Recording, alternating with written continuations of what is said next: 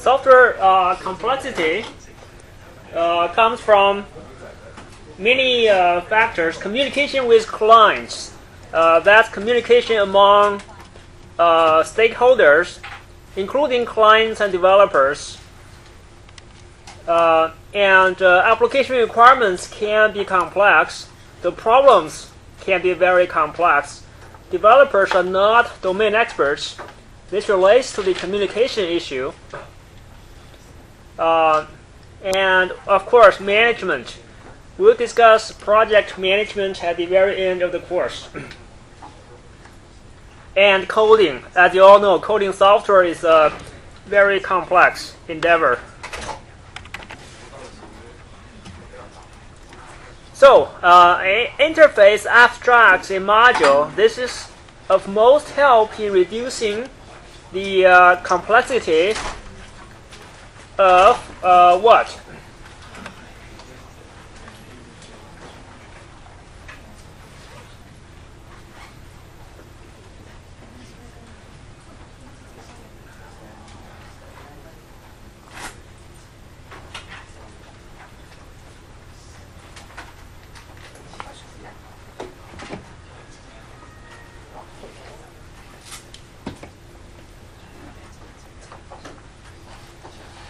Okay, I gave you 30 seconds, so it's a little fast. So, reducing the complexity of understanding the system. Let's do another one before we discuss why 3 is correct. So,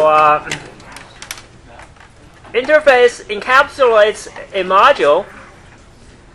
It's 1 minute. This is 30 seconds. This is of most help in reducing the complexity of what? So last question was abstracts a module. This one is encapsulates a module. So now which one is the correct choice?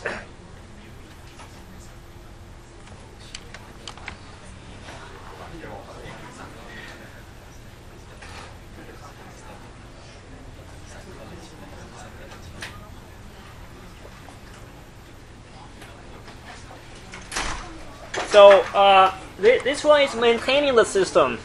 Helps in reducing complexity in maintaining the system. So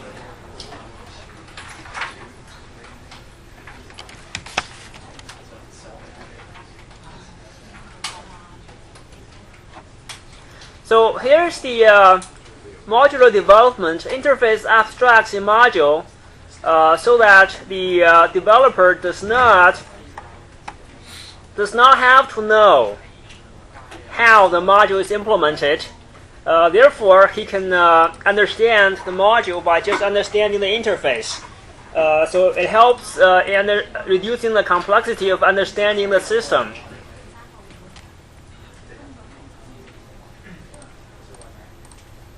So a module can be used by understanding its interface only. An interface encapsulates a module so that the developer cannot. Notice the word last one is does not have to. This one is cannot. Use knowledge about how the module is implemented. So therefore, you can change the module without affecting the rest of the system.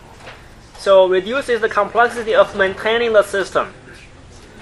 So right. So this is from the component module developer's perspective, where I'm developing and maintaining a module. Some other developers are using it. So if it's encapsulated, so the other developers are not relying on my internal implementation, I can change it internally. So, well, the previous one is from the module user's perspective. If a developer is writing code that uses another module, and I don't have to understand what the other module is implemented internally, then helps the understanding the system.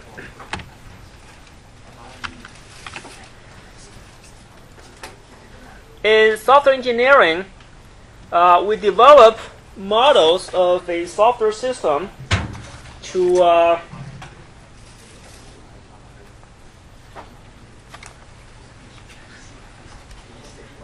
reduce the workload, deal with complexity, reduce communication, know which people to hire, know which language to use. So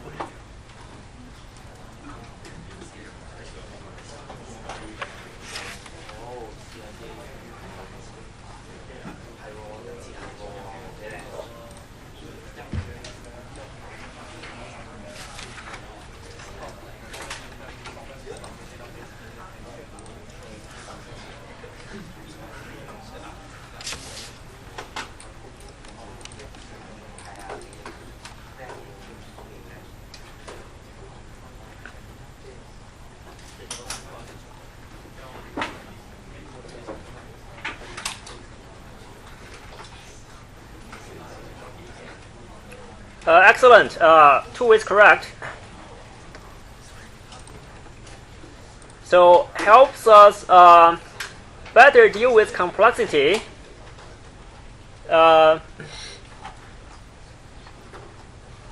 Results in better understanding of the system. So all the others are incorrect. Reduce the workload, of course not. Reduce communication. No, you should have a lot of communication with the users. Should never reduce communication.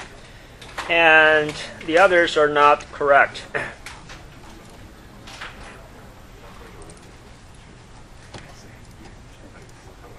The UML makes us think about the world in a certain way, or can model only software systems, or can be used for all software systems only. Is it a software development methodology?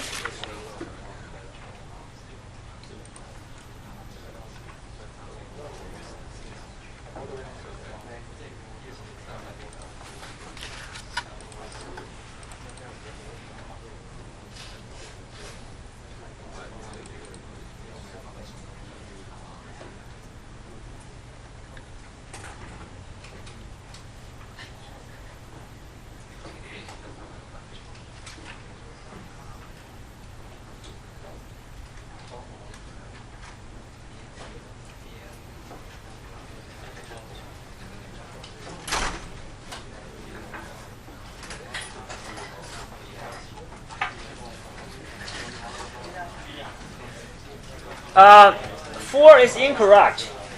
UML is not a software development methodology. It is methodology neutral. We discussed different software development processes. Methodology really refers to processes. You have waterfall, you have unified, you have agile. All of these can use UML. UML is just a language. It's methodology neutral.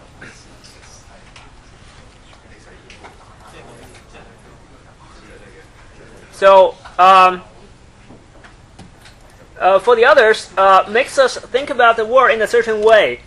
This is the correct answer. I know it's a very vague question, so it really refers to the classifier instance distinction, right? You have a classifier, a classes as classifier, objects as instances. Right, common divisions, particular ways of thinking about the world. Classifier instance, interface implementation. That's operation as the interface, method as implementation. So that's the way of thinking about the world. For the others, can model only software systems. That is not correct. UML can be used to model any system. Even though we discussed software engineering in this course, UML actually can model physical systems as well. Can be used for only object-oriented systems. This is not correct either. You can model something in UML and later develop the system in a non-object-oriented way. So especially the diagrams of UML, like use case diagrams, and we'll discuss later sequence diagrams, etc. These are not all specific. The class diagrams are very much OO, but even for the class diagrams, you can implement them with non-OO languages. Provides a fixed set of modeling elements. This is not correct because UML has powerful extensibility mechanisms, ways to customize the modeling elements for specific needs, especially stereotypes. We saw many stereotypes.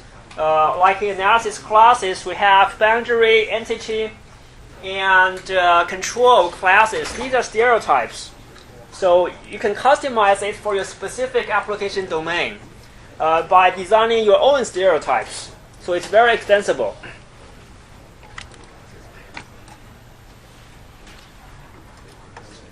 A class is a is a description of a group of objects that have common what?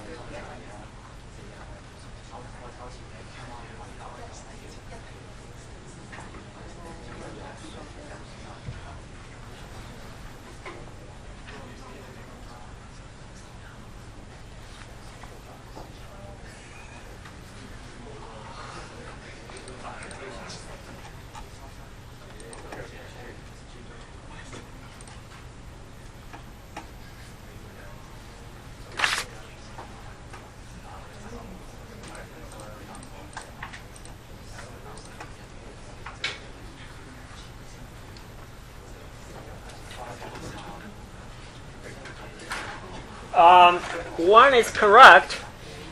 So have a group of objects with a common state, behavior, relationships, that's associations, inheritance, semantics. Semantics is meaning, right? What does it mean? So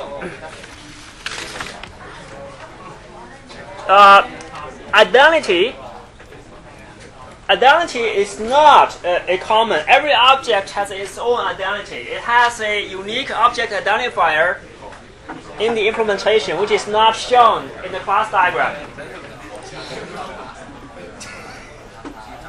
Roles. Roles are not common. Each object can play a different role. Multiplicity. That's not true. If you have association with multiplicity star, so one instance you can have 5, another instance you can have 20, right? It's not common among different objects. Coverage. Coverage refers to inheritance.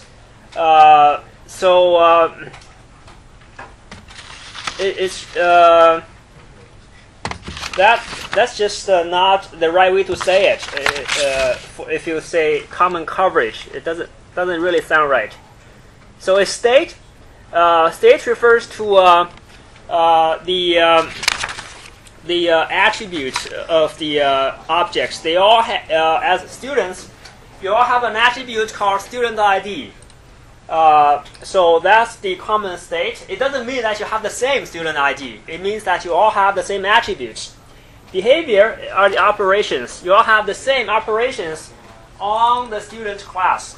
Each object you can invoke operations on it. Relationships, that's association, composition, aggregation, all that. And semantics is meaning. So a student class means it's a student. So which of the following statements is not true about an operation?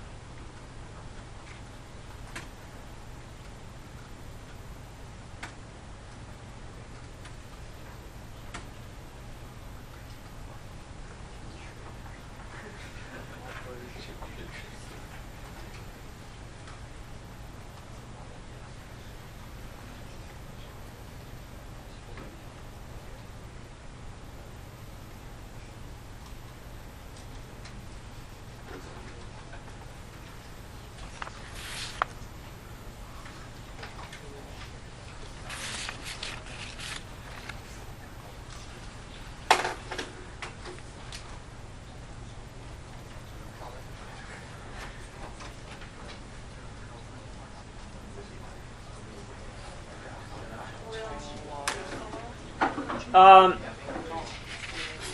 is incorrect. So an operation is a function that may be applied to or by object in a class. So it can have side effects, which means that if the execution of an operation changes the state of an object, then it has side effects. If it's a query operation, so if it's an account object, you invoke the getBalance query operation, it doesn't change the state. But if you say deposit or withdraw, it changes the state. So it can change the state. That is true. So it's invoked by a message sent to an object. So this is an abstract message. Could be a method call, right? Could be a network message. We don't really care. At this stage, we're just caring that we receive object receives a message, and invokes its method. So it can be.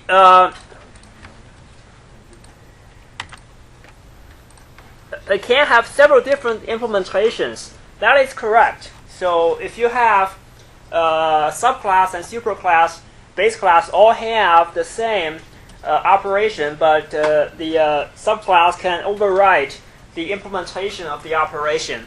So it can be overridden in a subclass. That's not correct because you're overriding the method, the implementation of the operation. The operation is the interface. You cannot override interface. You cannot change the interface.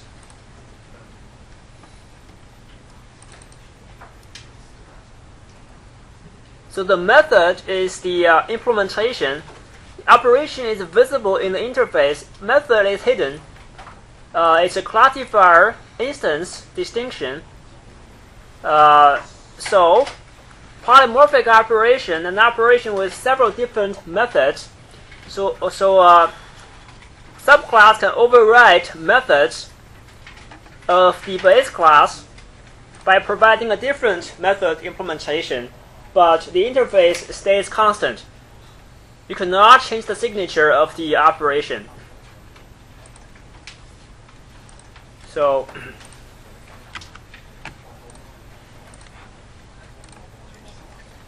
in UML generalization,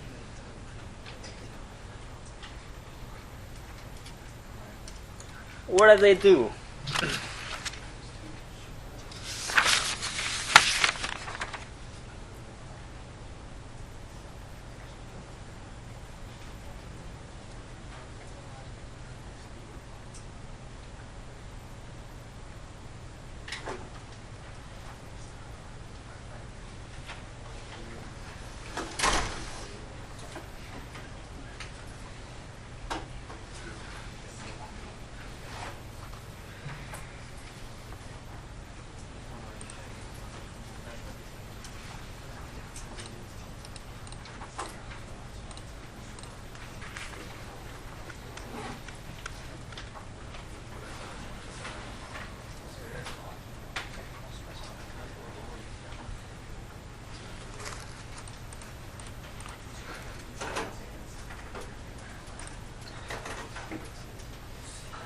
Four is correct. So generalization, also called inheritance. So you can override the methods of the base class.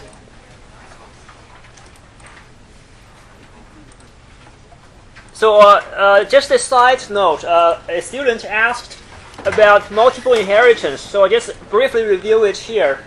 So suppose you have a hybrid account, checking savings, which has some characteristics of checking. You can write checks from it, and you can get interest from it.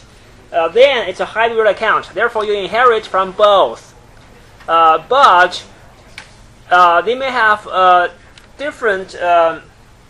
Both checking and savings may have a withdrawal operation implemented differently with different method.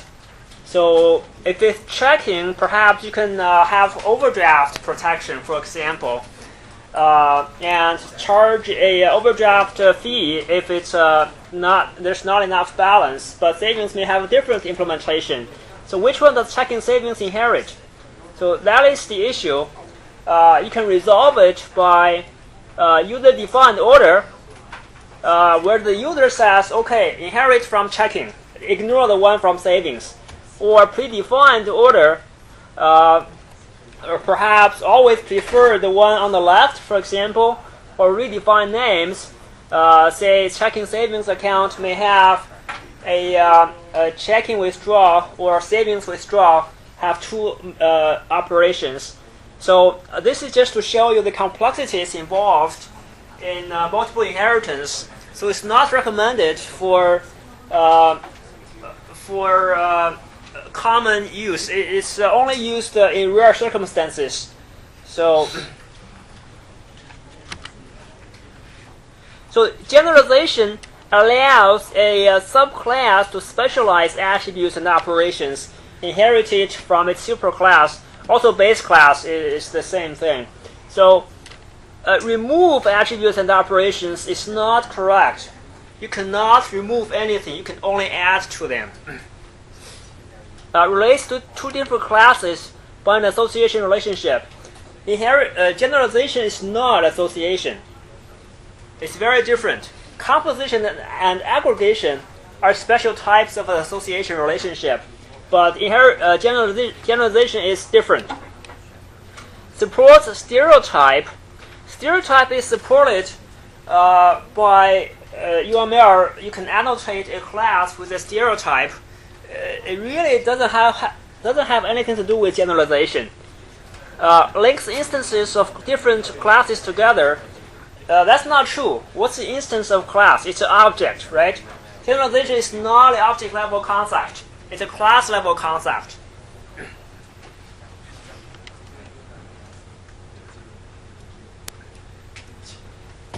Incomplete coverage constraint of a generalization relationship means what?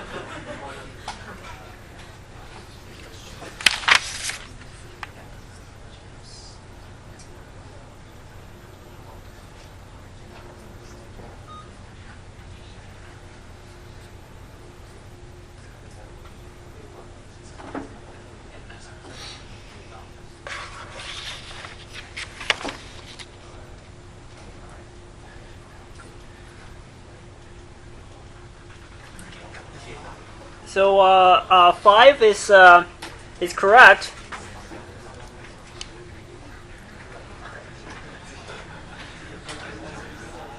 So coverage, just review it. Overlapping is when a superclass object can be a member of more than one subclasses. Disjoint can be at most one. Complete. A superclass object can be members of, or also must be members of some subclass. Incomplete is when some superclass object is not a member of any subclass. So the question says some superclass instance is not an instance of any subclass. So always think about class instance as equal to object. So which of the following statements is not true about the association?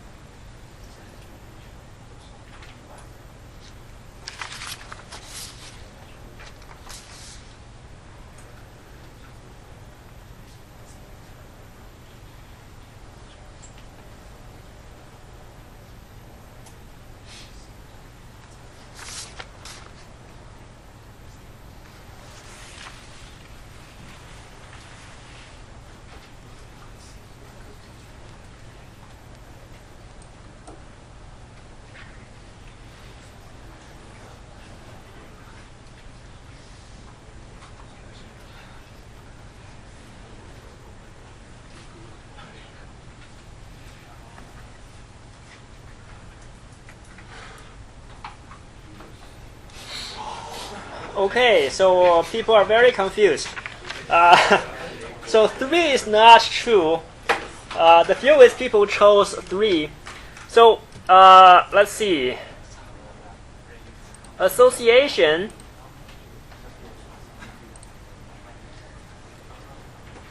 Let's look at it one by one. It's inherently bidirectional and it can be restricted to be only unidirectional. This is true. That is, if you draw an association without any arrows,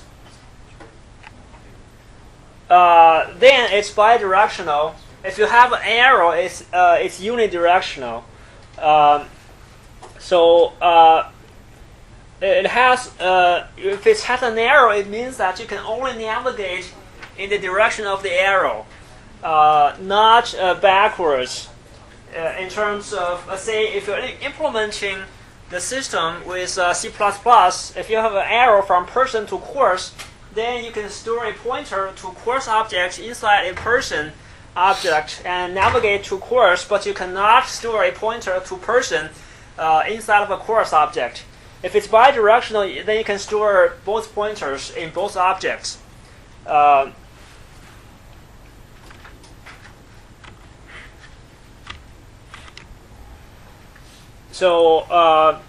But you never have 2 arrows. If you have no arrows, it means bidirectional already. You don't have to add 2 arrows to it.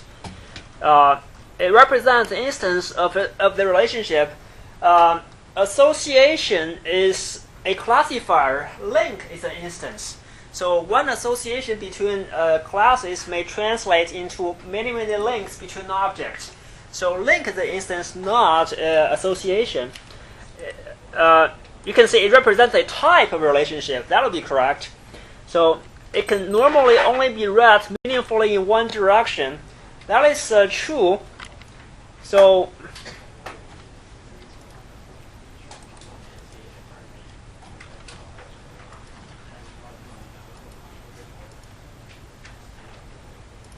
where is that?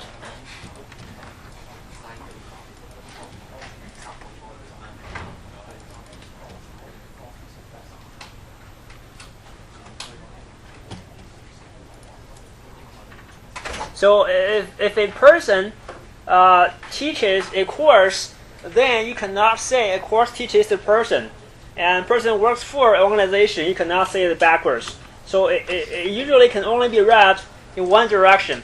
It's a description of a group of instances of the relationship, i.e. it means it's a description of a group of links. So that's correct. So only 3 is incorrect. That's a classifier, not instance. Is it possible for there to be more than one association between any 2 classes?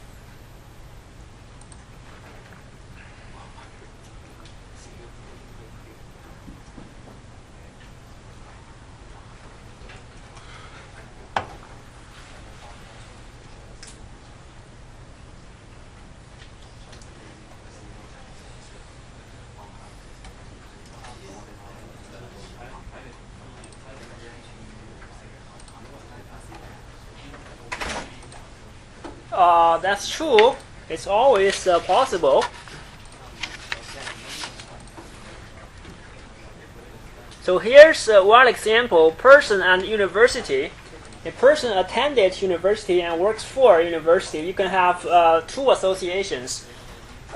Say James Kwok, who is a faculty member in the computer science department, who graduated from HKUST, then works for HKUST. Actually, these 2 can be both at the same time, attending HKUIC works for, like a TA, right? A TA is a PG student who is attending university and also works for university. He draws a paycheck. Or even with the same class, person married to another person and person manages another person. So for an association between two objects, you can have one link for that association. That is one instance. For example, here, attended, you can have only one link named attended. You cannot have two.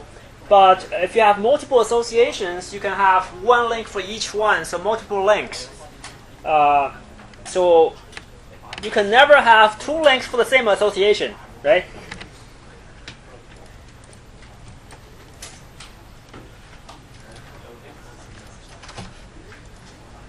The multiplicity of an association specifies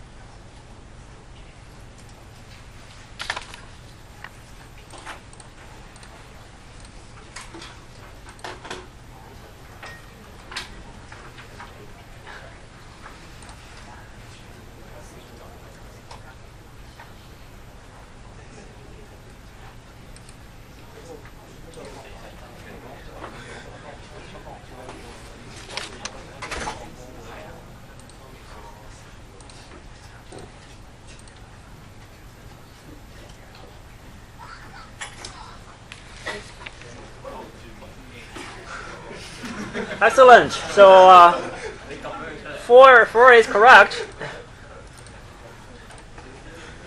Multiplicity refers to the number of objects in a class that may be related to objects in another class.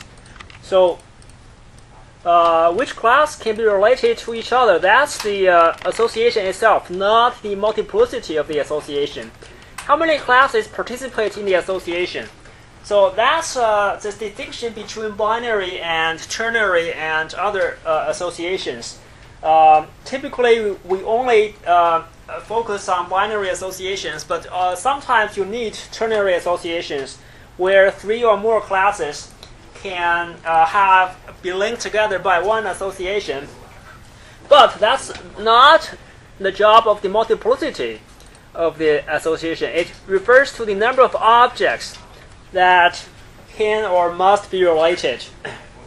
Navigability is denoted with arrows, and row names are separate from multiplicity. You can have row names to make it more clear. Oftentimes, you can omit the row names.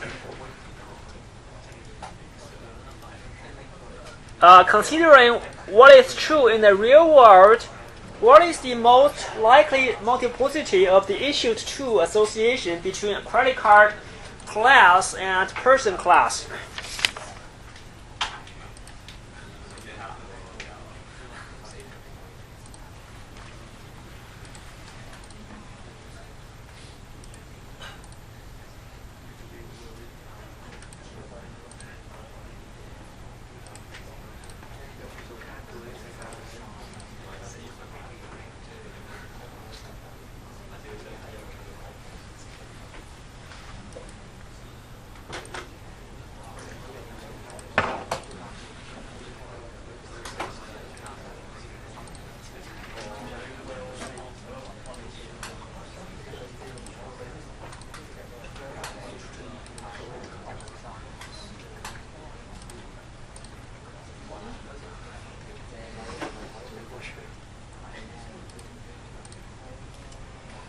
Two is correct.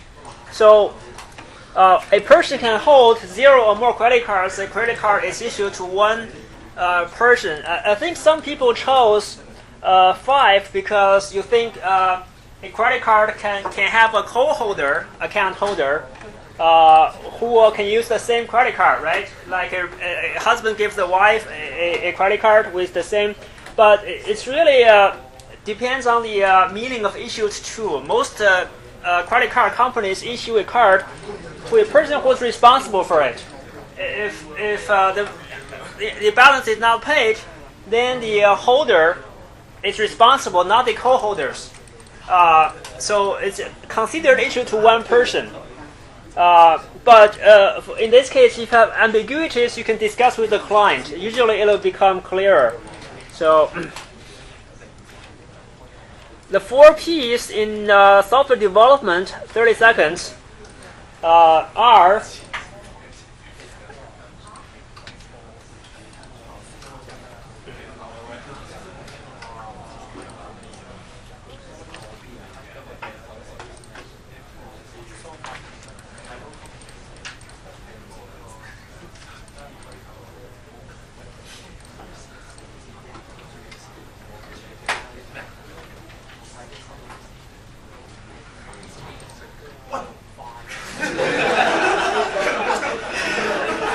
okay, so the 4 P's, let's review.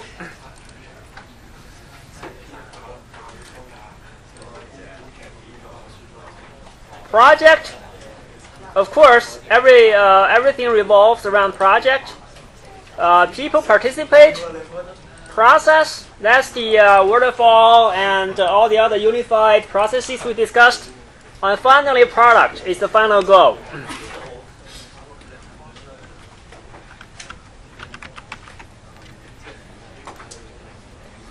So, which of the following is the benefit of having a software development process?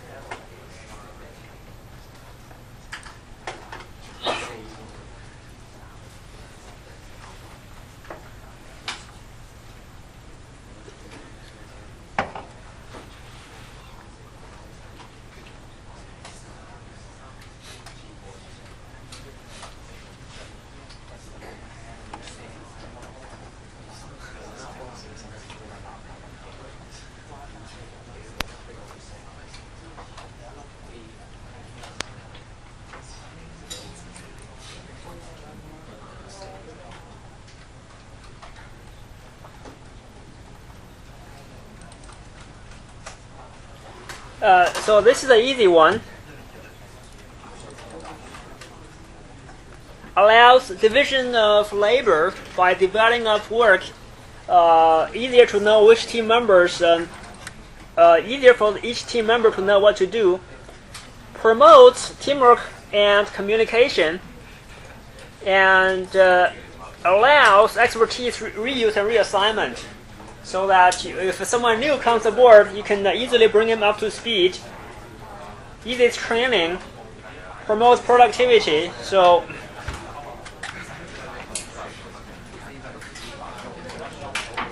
which of the following is the benefit of the waterfall development process?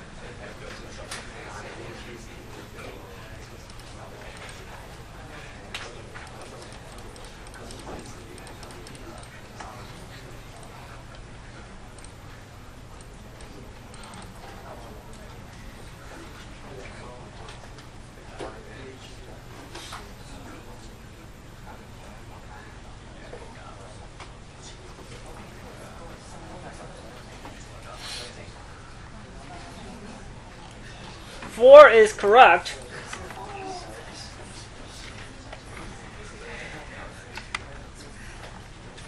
So waterfall, hold on.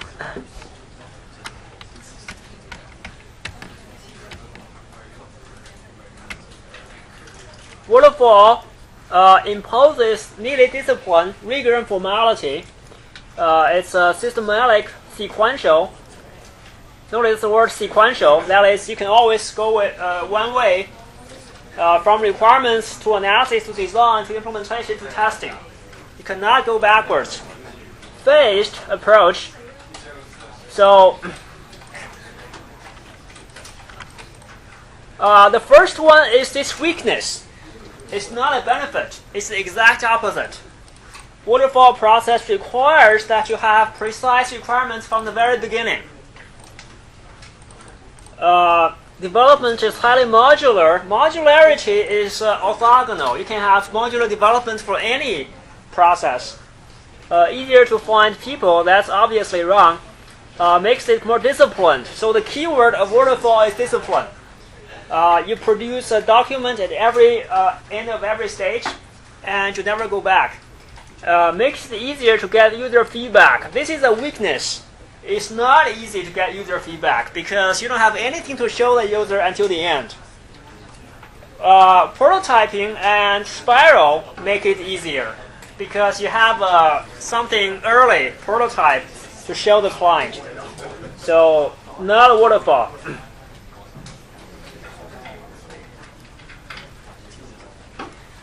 Risk analysis is introduced in which, it's the easy one, software development process.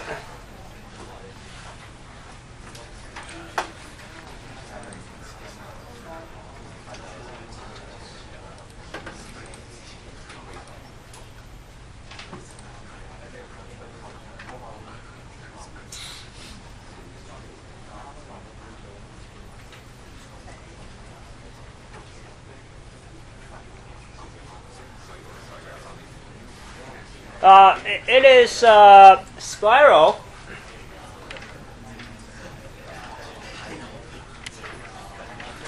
So spiral, you have planning and risk analysis, and if the risk is too great, you make a no-go decision. Otherwise, you keep on going. So every time you go around the spiral, you go through this risk analysis, engineering, and client evaluation and planning. So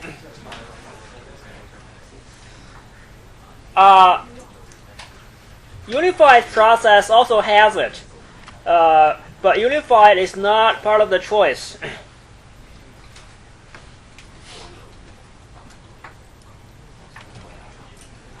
In the unified process, the system's architecture is defined mainly during which phase?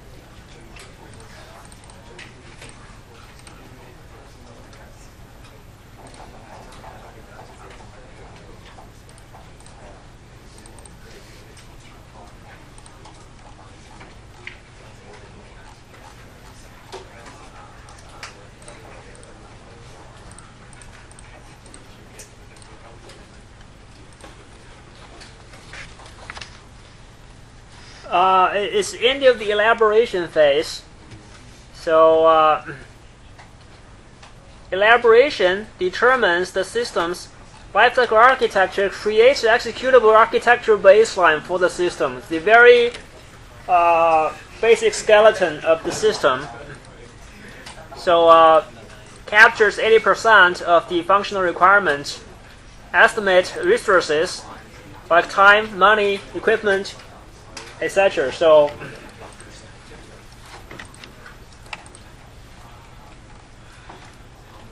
which percentage of the use cases is 30 seconds? relevant to determining the system's architecture.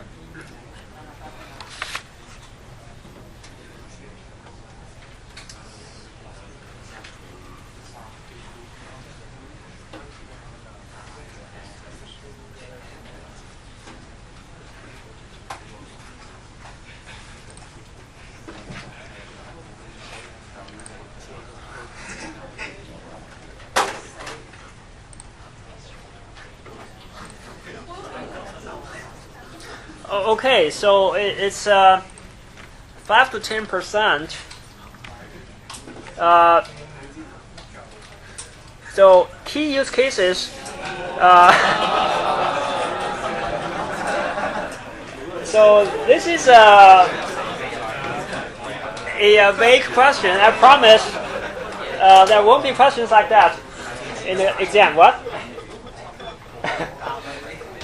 So it's a little vague. So the key point is that a small percentage of the use cases determine the architecture. Not 50%, not 90%. So the architecture is the most significant static and dynamic aspect of the system. So what you do is that you take the most important use cases, 5 to 10%, and derive the architecture, and then the other use cases do not influence the architecture anymore.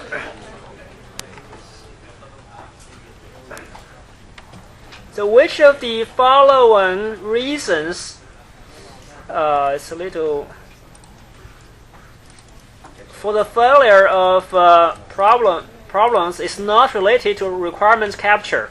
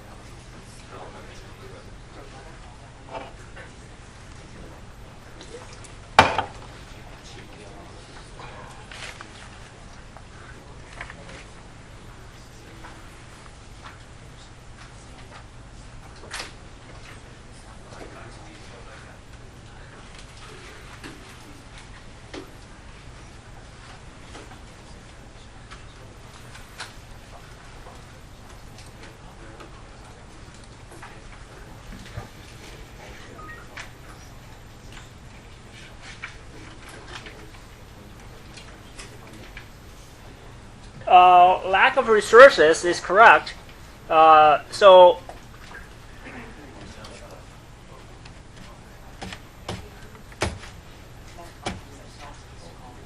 lack of resources is not related to the requirements capture. That's why it's correct.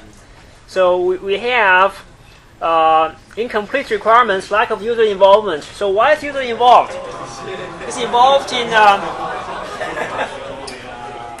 in requirements definition, right? Unrealistic expectations of the user. You need to set the expectations in the requirements document. Changing requirements, and system no longer needed. So, what's the incorrect answer here? Lack of resources. So that's a resource issue, not a requirements issue. Which of the following is not likely to be a source for capturing requirements and constraints during system requirement capture?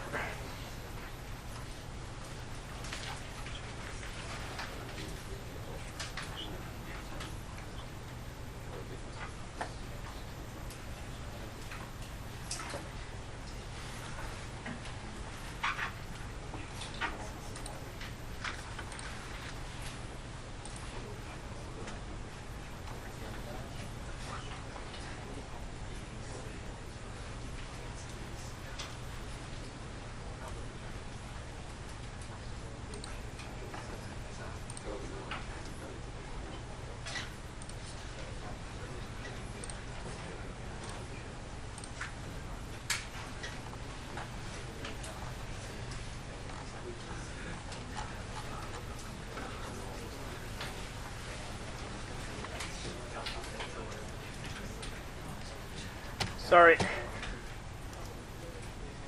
Okay, so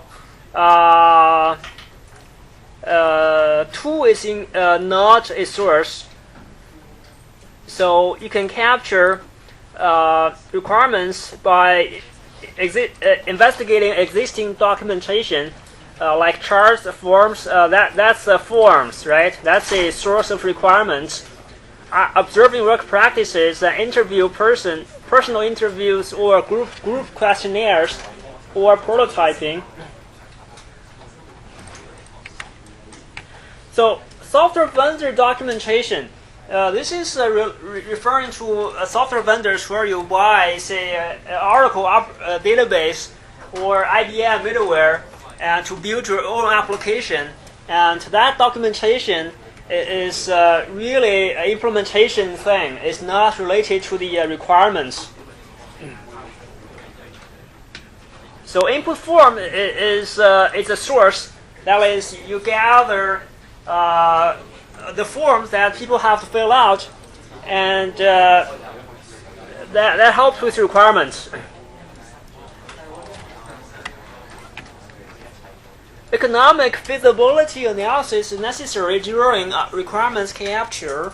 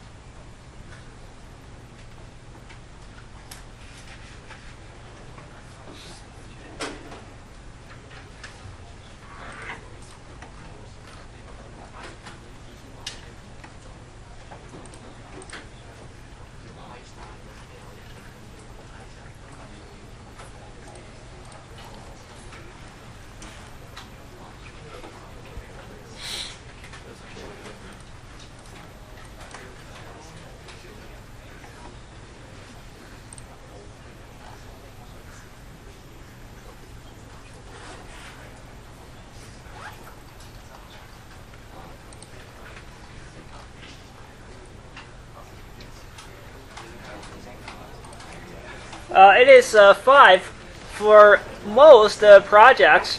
Again, it's a little vague. Question is a little vague, so we try to avoid these type of vague questions in the test. So, economic risk analysis, cost versus benefit, and tangible versus intangible. Tangible benefit is when you can measure with a dollar amount. Intangible is like customer goodwill and other things. Some projects do not need any risk analysis. For example, if you're developing a national defense system, you're likely to develop it at any cost, right? Or some very small projects. So, in domain modeling, we capture the most important what?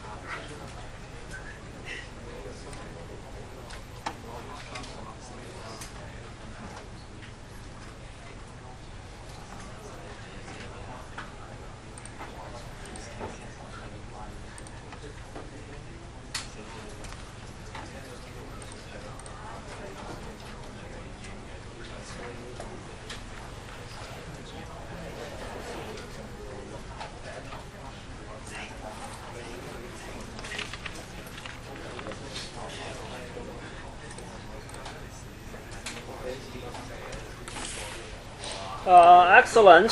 So, domain modeling captures the classes and their associations. So, all the others are not correct. Use cases are captured in use case diagram.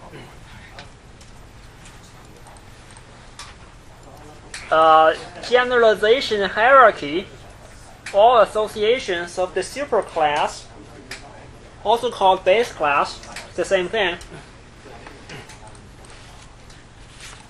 Also, sometimes we say generalization hierarchy, sometimes we say inheritance hierarchy. They all mean the same thing.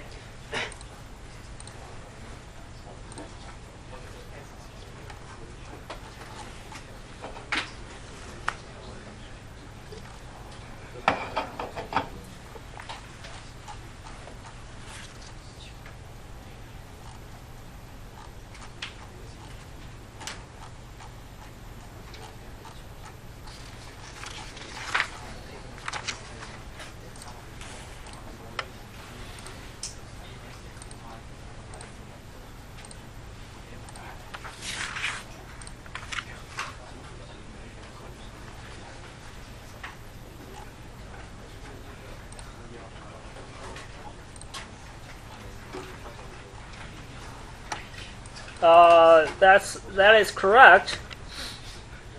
So, for example, for this example we discussed, where you had a professor has an association with district, lives in district, student lives in district, you can remove these two and have one association between person and district.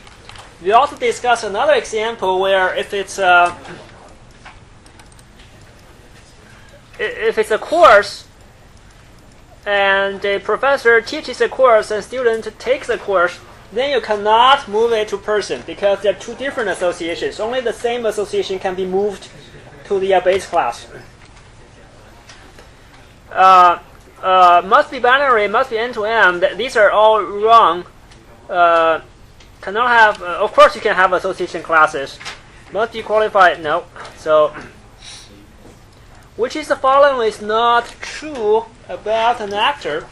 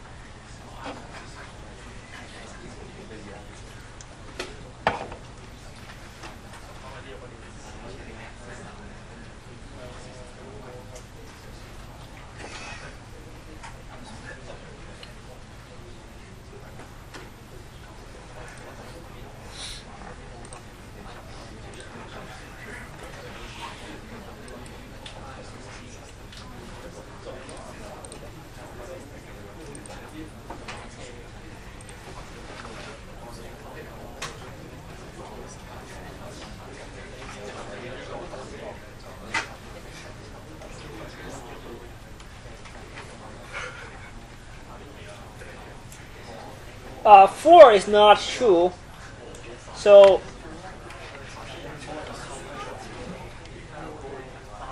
actor represents something outside the system. Can be a person, can be a human person, or another system. Like the building system is the actor when you're developing the registration system. Provides input to or takes output from. It's a role a user can play. So I can play the role of the teacher for Comp211 as an actor, or I can play another role as an advisor to my PG students. That's another actor with the same user, same person. So actor is a stereotype. The actor is a classifier. Specific user or system is an instance. So identify actors. It's common to have both a domain model class and an actor that represent the same thing. If this actor's information needs to be recorded in the database, for example, student, he's an actor in the registration system as a human user. At the same time, it's a class in the domain model because the system needs to keep track of the student's information. So, representing the same thing, of course, these two are different things. Actor and domain model class are very different, but they represent the same real-world entity. Time can be an actor. That's when something is triggered by time. For example, send information to the building system is triggered at the end of the add drop period. So that is time as an actor. I/O devices are never actors like printers, keyboards, because we're at the requirement stage. We're not yet at the implementation stage. We don't care about what devices you use. We only care about abstract input-output. So we describe its role. An actor can represent a system. That is correct. Not the system you're developing, but a system, another system, like the building system. Right? So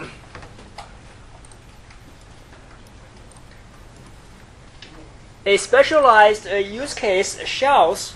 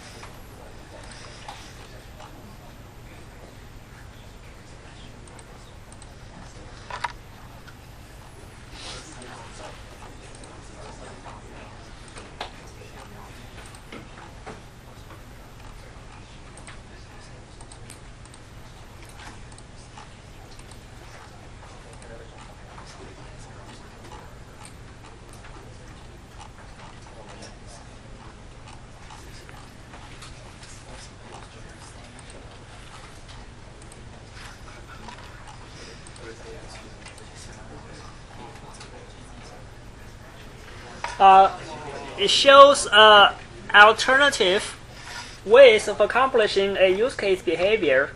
So a use case specifies interaction that take place. So remember, use case is a stereotype of a UML class.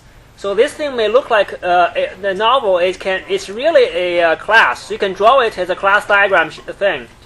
With the stereotypes, the use case as a stereotype is equivalent. You just draw it as an icon to be more intuitive. Flow of events, basic flow where you describe normal behavior. Alternative flow describe optional behavior. So actors and use cases are classifiers. They can be generalized. So employee is an actor. You can have special employees. One is a clerk, one is manager. The reason you have that is because any of the associations between actor and the use cases, say from the base class, is inherited by the subclasses. So you can draw less lines. You make your diagram less cluttered if you have inheritance. Similarly, use case themselves can be inherited. Validate user is the use case. You can validate the user by checking password, or by checking by scanning the retinal. Like when you go to Lawu, you cross the border, you do a scan of the retinal. So these are alternative ways of doing the validate user use case. So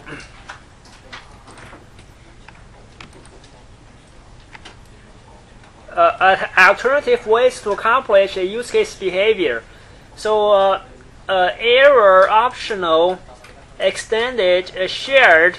These are described in say shared is the behavior is described in include use case. Extended behavior is described in extended use case. And optional behavior is described in an error described in alternative flow. So, but a specialized use case, that's use case obtained by inheritance, shows alternative ways to accomplish behavior. During requirements capture, all non-functional requirements can be documented as part of which model.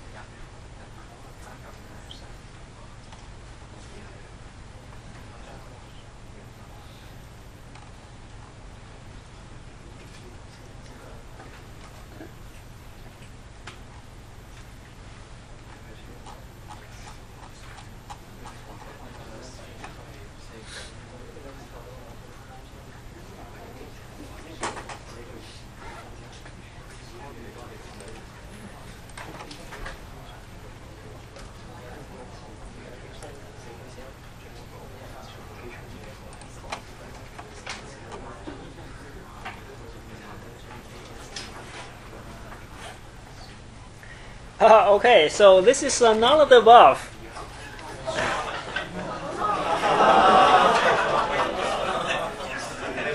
So non-functional requirements are captured as supplementary requirements on use cases or on the system as a whole. It's not captured in any specific model. It's a pervasive cross-cutting requirement. Some are implemented as administrative use cases like login, startup, and security, and some like performance. System must respond to user command within 2 seconds. That's a non-functional requirement. So where do you put that? Perhaps you put it as an annotation to the use case of a particular functionality. Or as a whole, the system must handle 20,000 transactions per second. That is a throughput requirement. So again, that can be applied to the system as a whole. But it's not part of any of the models. So this slide says some non-functional requirements can be implemented as administration use cases. But the question is asking all non-functional requirements can be captured. Then it is not correct. For user interface specification, it is important to know how users differ so that we can do what? Fire those users who are weak in using computers.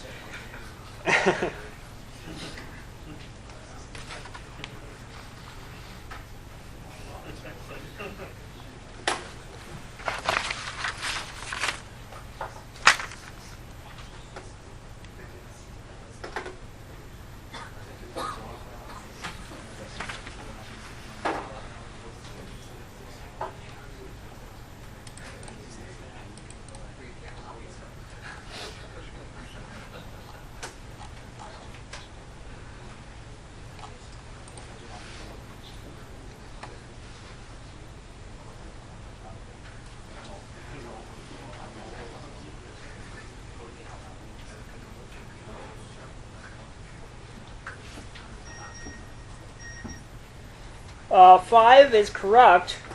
So not all users are the same. So we need to understand the differences, understand why the differences exist, and design to deal with the differences, so that exploit or minimize their effect. So some people chose to design use cases. So use cases are designed before UI specification.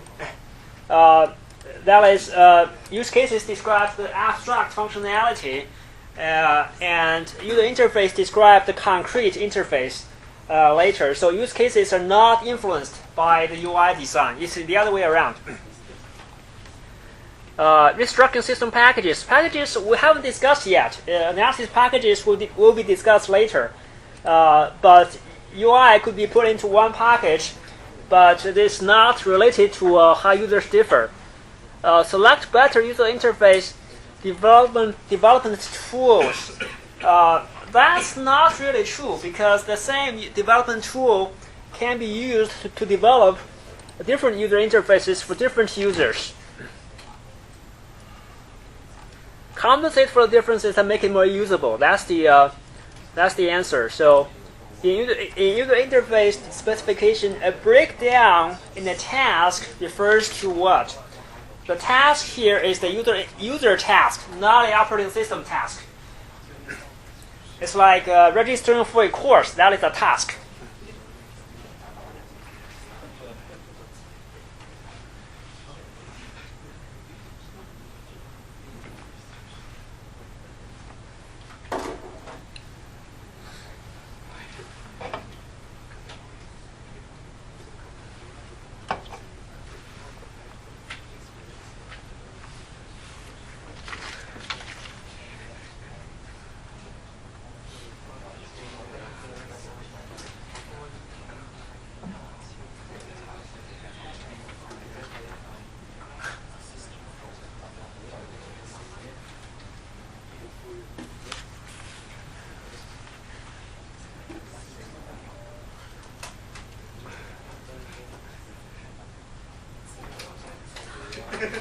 uh, the awkward flow in the task.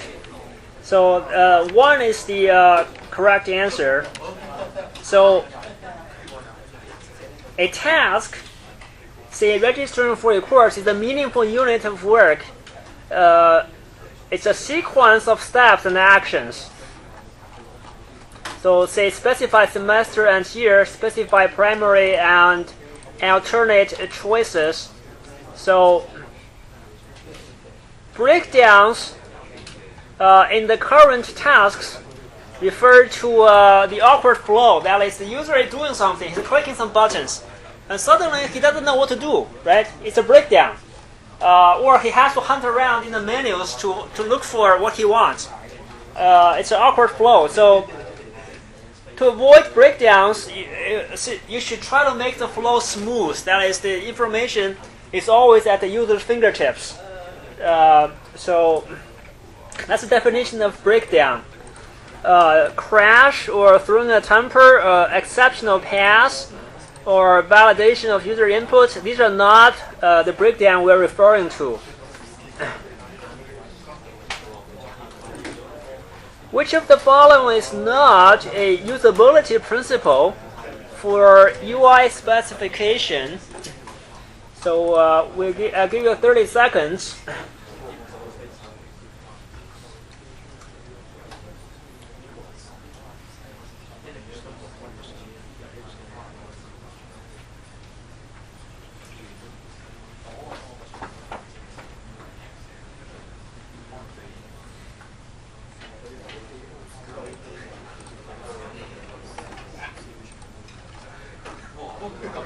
So yeah, this is encapsulation is not a usability principle.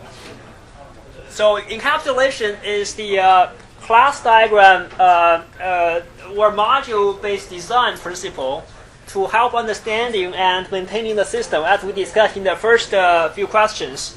It's not related to a user interface at all. All the others are. So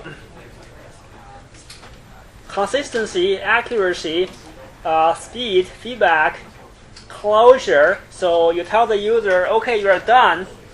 Error handling, reversibility, control, and cognitive load to minimize the user's cognitive load. So which of the following is not likely to be a part of the acceptance test?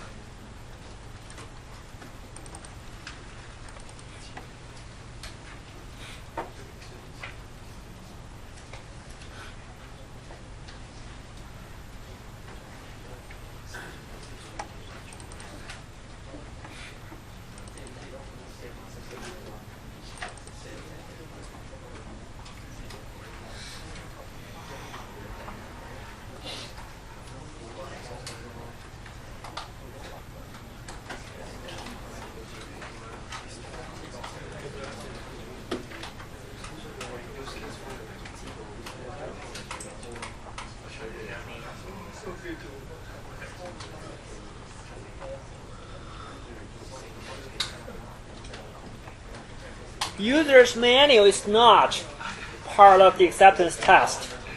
So acceptance tests demonstrate that the functions are fully operational. You should test first functional validity. That is, does the system provide the required functionality? So this refers to a optional use case flow, right? Use cases are the functional requirements, and optional, and both optional and the main flow should be part of the acceptance test. Interface validity, that is the both user interface and data format. So that refers to the external system interface. So if you're sending information to the billing system, what's the interface? Is it valid? Is the information valid? And also information content. are the data correct in the format obey the constraints, that refers to the domain model constraint. That is, are the multiplicities respected? Can the student register for more than 4 courses if you have a 4 as the maximum multiplicity? And also performance. That is the non-functional requirement. Performance constraint. So all these 4 are part of the acceptance test, except 5. User's manual is not part of the acceptance test. So that's my last question. I will post these online, including the slides. I hand you back the activity 1, including both the report grade and the demo grade. So the statistics is posted online under the projects tab. 101, 102, 103, 104, 105, 106, 107,